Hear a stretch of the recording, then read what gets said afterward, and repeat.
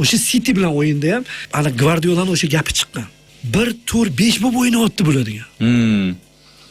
O'sha mashhur bo'lib ketdi. Ha, futbolda taktika muhim ahamiyat o'rin tutadi. Misol uchun 4-4-2 sxemasi haqida gap ketganda ko'pchilikning yodiga Milan 2000-yillar avvalidagi tarkibi tushadi.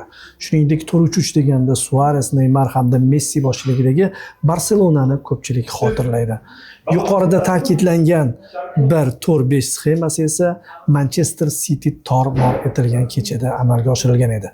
U Realning xos taktikasi. Yana bir sxema haqida aytmoqchimanki, bunga do'stlar ajablanasiz.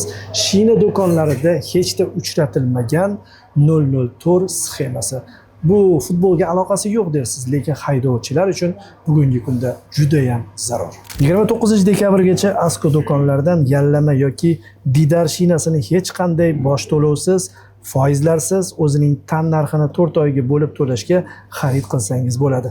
Aynan mana shu shinalarni xarid qilgan xaridorlar orasidan bir kishi e'tibor bering, bir kishi Cobalt avtomobilini yutib olishi mumkin. Bunaqa imkoniyat har doim bo'lavermaydi. Bu imkoniyatdan to'liq foydalanib eskirgan shinalaringizni yangilab oling demoqchimiz. Batafsil ma'lumotlarni olish uchun qisqa 1339 raqamlariga qo'ng'iroq qiling. Sizni Askoda kutamiz.